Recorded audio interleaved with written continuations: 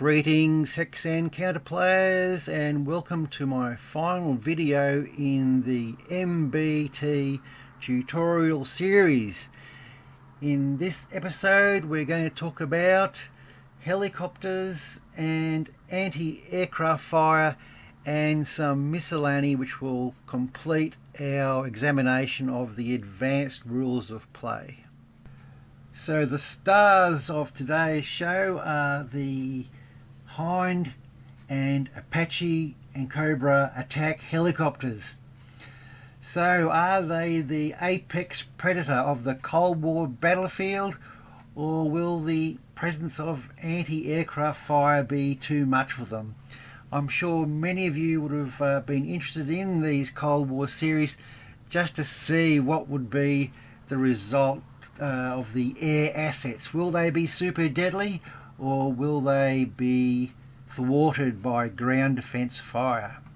In the Falklands, the Brits found the blowpipe to be next to useless against the fixed-wing aircraft, but with rotary wing I think that could be a little bit different. But let's see how MBT portrays these important aircraft.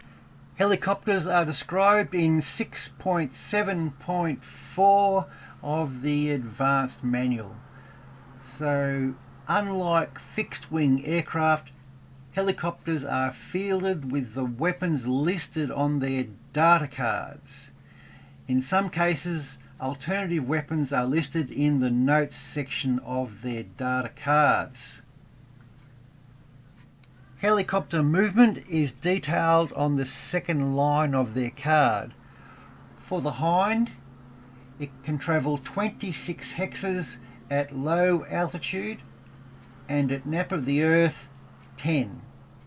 It can take 2 points of passengers, and its GP defence is 4S.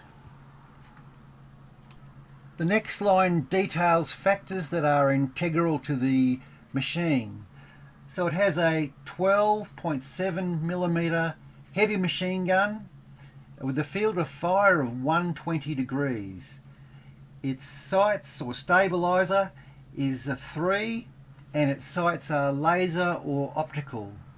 The rate of fire is rapid, and the heavy machine gun has enough ammunition for 10 passes. I'll now read from the grey box. Reference the helicopter data card key. The Soviet Mi-24V Hind E's weapons include one 12.7mm heavy machine gun, 4 rockets, and 4 spiral ATGMs.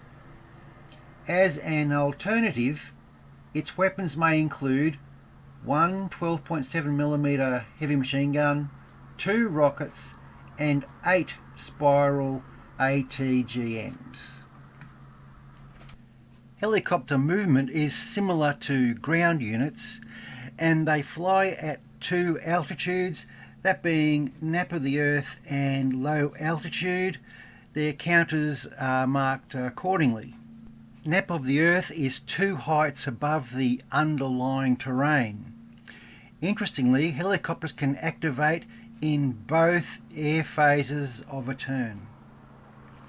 If a helicopter is not moved in a particular phase, it is considered to be hovering. The famous helicopter pop-up attack is modelled in MBT. Helicopters are able to hide behind intervening terrain while at nap of earth altitude and hovering, and pop up to quickly spot and fire at opposing units. When conducting a pop-up attack, a helicopter is considered to climb from NOE to low altitude. The attack is then resolved as if the helicopter is at low altitude.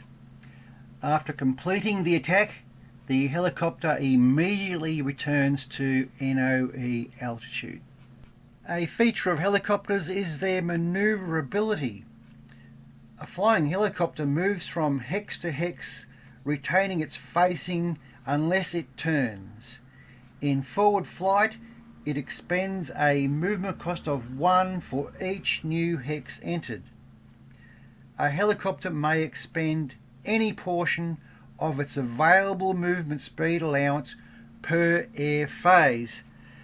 So remember when I mentioned the movement factor on the vehicle data card, that movement is for the 2 phases or the 1 turn. So that's something that's easy to get tripped over. Turning. Helicopters may turn 1 hex side for each new hex entered. Unlike vehicles, helicopters must enter a new hex to turn. They may not start a move with a turn. There is no cost for turning. They may combine right and left hand turns while moving. A hovering helicopter may turn any number of hex sides. Helicopters may move in reverse at a movement cost of 2 per each new hex entered. Helicopters may not combine forward and reverse moves, including side slips, pylon and funnel turns during the same air phase.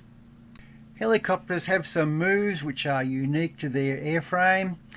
One of these is side slipping.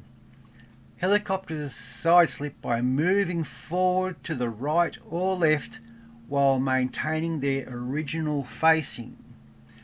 They expend a movement cost of 1 for each new hex entered, must side slip a minimum of 2 hexes. They may side slip in reverse for a movement cost of 2 for each new hex entered. Once again, must side slip a minimum of 2 hexes. A normal turn may be made at the end of a side slip. Helicopters may side slip any number of hexes, minimum 2, in the same direction, but must move normally at least 1 hex before side slipping in the opposite direction. What is a pylon turn, you ask? Well, a pylon turns are forward movement where a helicopter moves around a single hex, keeping its nose pointed at the hex. It expends a movement cost of 2 for each new hex entered. Funnel turns are the reverse variation where a helicopter moves around a single hex, keeping its tail pointed at the hex.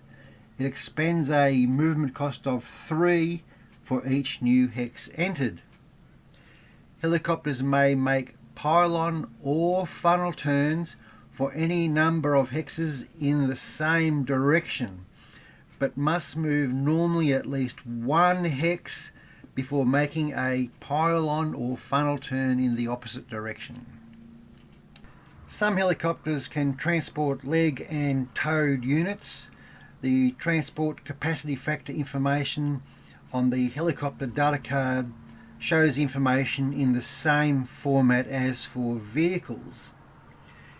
Helicopters may only land in brush, clear, crops or scrub hexes.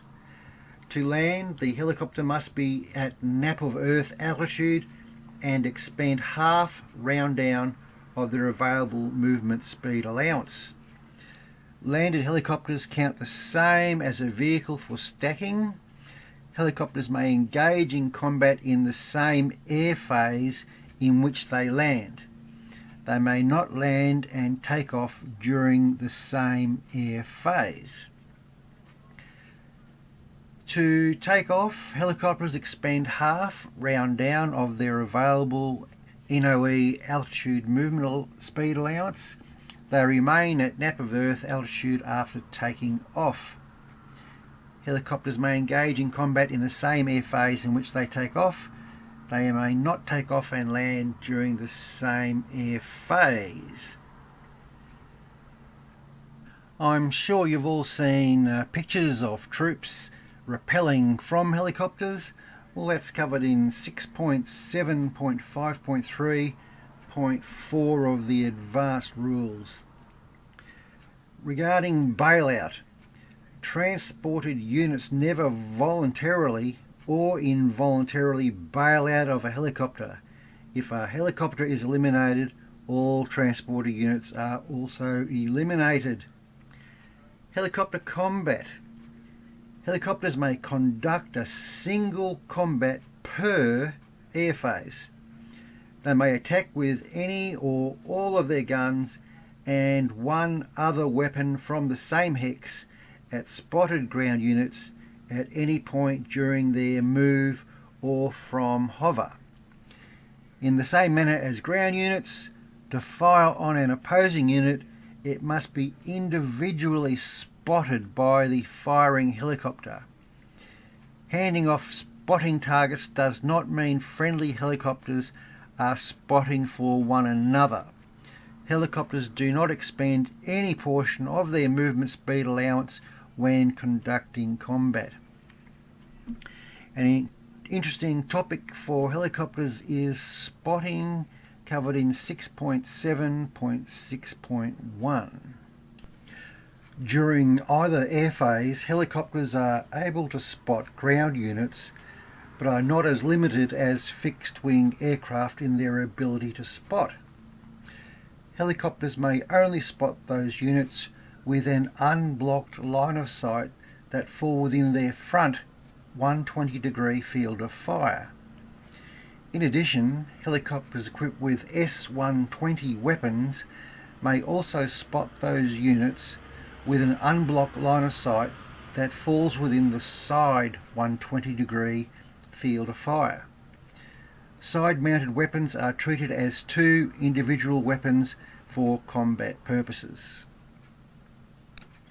As mentioned during helicopter movement, NOE helicopters are two heights above the underlying terrain.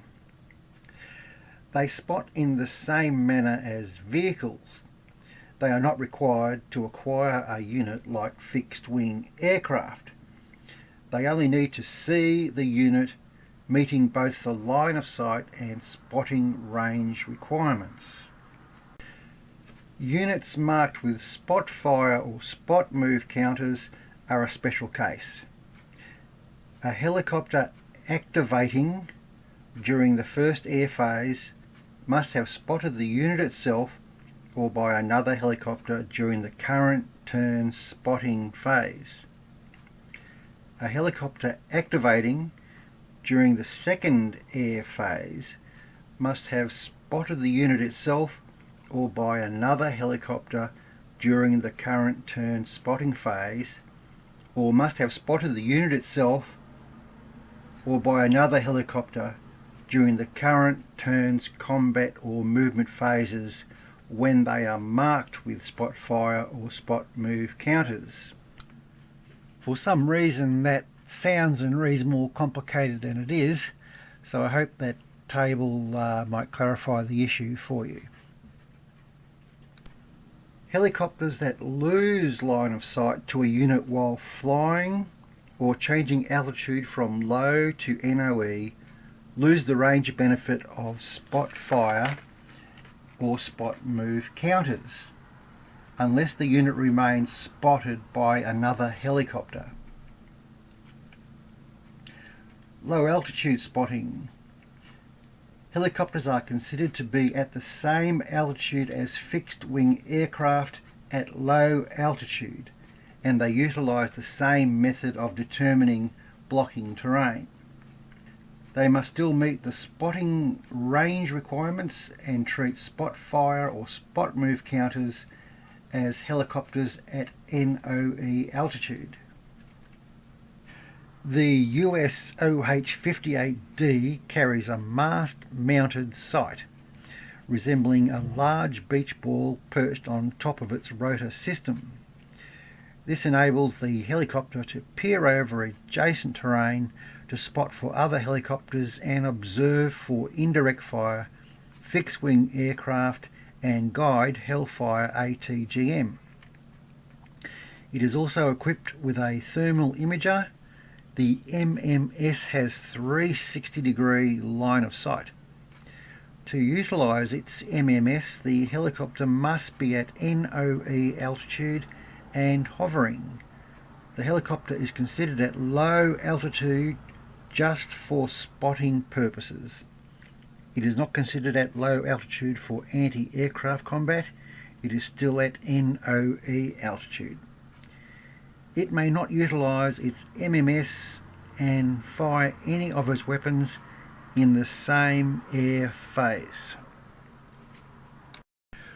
Pop-up attacks were mentioned in the movement phase, but helicopters immediately spot targets upon reaching low altitude.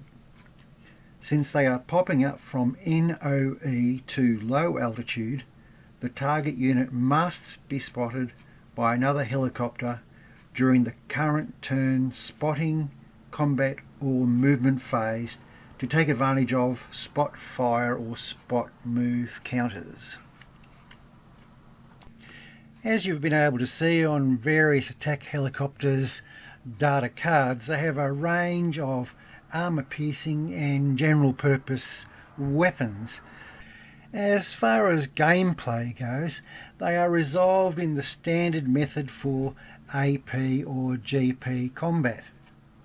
So resolution shouldn't be a big issue for us at this stage, but there are some employment considerations we need to have a look at for helicopters, for rockets, ATGMs and the Hellfire ATGM in particular. So we'll get these out of the way now. 6.7.6.3 rockets. A single rocket attack may be made per air phase. Rocket fire is resolved in the same manner as fixed wing aircraft in 6.7.3.4. Except with helicopters, they have a range of 2 to 6 to 30 or 2 to 6 to 40, depending on what they require for the minimum range. If fired at NOE altitude, the minimum range is 2 hexes. In addition, the helicopter must be at least 2 heights above the target unit for every increment or partial increment of 10 hexes of range from the helicopter to the target unit. For example, if the range to the target unit is 10, 12, 27 or 31 hexes, the helicopter must be 2, 4, 6 or 8 heights above the target unit respectively. Rockets may fire at low altitude without height restrictions. The minimum range is 6 hexes. They apply the rocket combat modifier when fired at low or NOE altitude. Helicopters have Class 1 ATGMs, and as such they may fire while the helicopter is moving. They are classified as stabilizer 0 and they apply a -4 modifier. And the helicopter may expend only up to half of the available movement speed allowance, rounded down. If a helicopter fires while hovering, the movement modifiers are not applied. Some US helicopters have the Hellfire ATGM. The unit spotting the target must have a laser designator. This could be a helicopter or a ground unit equipped with the laser designator. The helicopter may fire 1 or 2 Hellfire ATGMs from the same hex at the same or different target units. Each target must have its own spotter equipped with a laser designator, even if located in the same hex. If spotted by a ground unit, that unit must have an overwatch command to spot, and it may not perform any other overwatch related actions or observe for indirect fire. However, it may also spot for fixed wing aircraft. They may spot the same target unit for both during the same turn. And that concludes our look at the advanced rules for helicopters. Obviously the most complex weapon on the MBT battlefield, but I think there's a lot of fun to be had there in all the detail. So let's now move on to anti-aircraft combat. We move on to 6.7.8 anti-aircraft combat. Only units with an AA row in the gunnery section of their data cards may use anti-aircraft fire. AA units must have an overwatch command to execute AA fire. Due to their relatively high speed, aircraft, fixed wing and helicopter, must be tracked or spotted before AA units are able to fire at them. All AA units have a 360-degree line of sight when tracking aircraft. AA units track aircraft optically or with radar. Only those units with R weapon sights may utilise radar tracking. If you have a look at the shilker in the sight section, you'll see the R and the O, radar and optical. In the previous video, we discussed fixed wing aircraft acquiring ground targets. So you probably would have noticed that the anti-aircraft fire uses the exact same tables as the aircraft. Obviously, if an aircraft can see a ground unit, the ground unit can see the aircraft. So if you're unsure of any of the issues regarding spotting or line of sight, I'd recommend you review the previous video that discussed all these concepts. Instead of acquiring, anti-aircraft fire tracks aircraft, and that is basically the only real difference as far as looking at the tables go. There are some quirks in the tables. For instance, for aircraft spotting, it says suppressed 2 times acquisition range. Well, it's also 2 times tracking range if the AA unit is suppressed also. So there's a few little minor details there you'll need to read up on, but as I say, if you can understand the fixed wing aircraft video, you'll be well on your way. All AA weapons are GP weapons. Each AA unit may take 1 Overwatch AA shot per turn, no matter how many different aircraft they may track. AA fire must be announced. AA units equipped with both guns and SAMs may utilise either, not both, per AA shot. By 1987, manpads and surface-to-air missiles had been around for some time. Most, if not all, the anti-aircraft missiles in the base module of MBT are MA, that is, they have an all-round aspect. Some of the older missiles were MT, that is, they were tail chase or had to be fired at the rear aspect of the aircraft. All SAMs and manpads in MBT are susceptible to decoys or spoofing, but the SAMs were less so than the manpads. And this is reflected in their CM rating on the data cards. As mentioned earlier, some specialist anti-aircraft units have radar. These radar sights are either in an active or inactive state, which is selected during the visualization step of the adjustment phase. AA units with an active radar are marked with a visualization counter with the radar side facing front. With inactive radar, they are marked with the optical side facing front. Optical is the default if unmarked.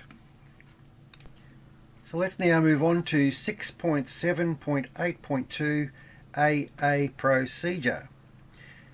AA fire uses the GP fire procedure with the exception that Overwatch GP fire modifiers are not applicable. All AA combat modifiers are cumulative, with any other individual GP fire modifiers applicable to the AA unit on the data card, and together are called the net modifier. AA combat modifiers are found on the AA aircraft modifiers table found on game card B, and the modifiers are listed there below, so I'm sure that will not be a challenge for you at this stage. So let's now move on to 6.7.8.2.1 spoofing AA fire. Fixed wing aircraft equipped with an ECM pod or helicopters equipped with countermeasures can attempt to spoof some anti-aircraft fire. The availability of this spoofing equipment varies. Fixed wing aircraft may optionally load an ECM pod as part of their loadout. Helicopters equipped with countermeasures include a notation in the unit identifier section of their data cards. The player controlling the aircraft rolls 1d10. If the result is equal to or less than the CM rating for the AA unit, the shot is treated as a no effect result. So let's have a look at 6.7.8.2.2 AA fire results. Aircraft are either eliminated, damaged, suppressed, or the shot missed. If it is suppressed, place a suppression on counter next to it. If it is damaged, if the final modified dice roll ends in a 5 or 10, place a damage counter next to it. If damaged a second time, it is eliminated.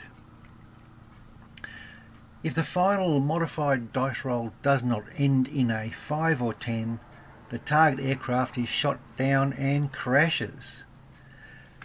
A 1d10 roll. The result is the number of hexes the aircraft moves forward from its front facing before it crashes into the ground. Divide the result by 2 if the aircraft was NOE or low altitude. Hovering helicopters crash in their current hex. Each ground unit and terrain type occupying the crash hex is attacked individually with a GP factor of 15. It is considered a non-small arms attack against all vehicles regardless of their GP defence factor.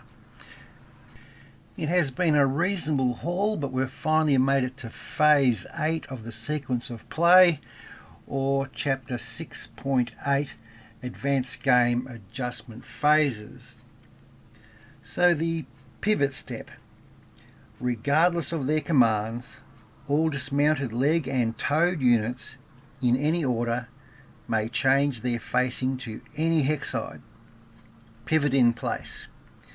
Pivot does not expend movement, so it is not marked with a spot move counter for this move. 6.8.2 Set radar to active or inactive. 6.8.3 In any order, dismounted leg units, including motorcycle units, and dismounted towed units freely move into or out of full cover, regardless of their commands. Adjust hasty entrenchment counters as necessary. 6.8.4 Adjust remove suppression step. In any order, the players first attempt to remove all suppression off counters from their units. The ability to recover from a suppression is based on a unit's grade, whether it was attacked, and its command during the current turn. Reference the unit grade modifiers and the suppression recovery tables, both found on game card A. The base recovery range is found in the suppressed recovery column of the unit grade modifiers table. The terrain occupied by the unit has no impact on its recovery. Roll 100 and apply any applicable suppression modifiers found in the suppression recovery table. Note that these modifiers do not apply to aircraft. They always use their base recovery range. Command other than NC. Units have a much greater chance of recovering from a suppression if they attempt no actions during the turn. If the suppressed unit has a command other than NC marked for the current turn, the modifier is +20. Under direct or indirect fire. If the suppressed unit was attacked by AP or GP direct fire or GP indirect fire during the current turn, the modifier is +10. To avoid any difficulty recalling which suppressed units were attacked, mark them with the under fire counters. The effectiveness of the fire is not a factor, just that it occurred. Adjust remove suppression results. If the net result falls within the listed range, the suppression off counter is removed. If the result does not fall within the listed range, the suppression off counter is retained. There's an example there in the situation, how a suppression roll works. And then we get to 6.8.6. Remove all under fire smoke off counters. Replace all smoke on and suppression on with their corresponding off counters.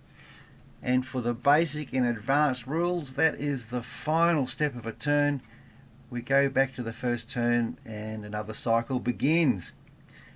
And so ends my look at the basic and advanced rules of MBT.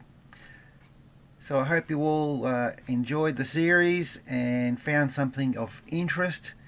Obviously all of us enjoy these games with a bit of crunch in them, and that means you have to do some research and spend some time with the manual, as you all well know. So I hope this fast tracks you if you're new to the MBT series, or this would probably be a good beginning if you're looking at the Panzer series for the first time as well. But in either way, enjoy your gaming. I may look at presenting some sort of follow-up on MBT, scenario based. We'll see how we travel with that. But anyway, enjoy yourselves out there, enjoy your gaming, pushing cardboard around, and I'll catch you next time. Cheers.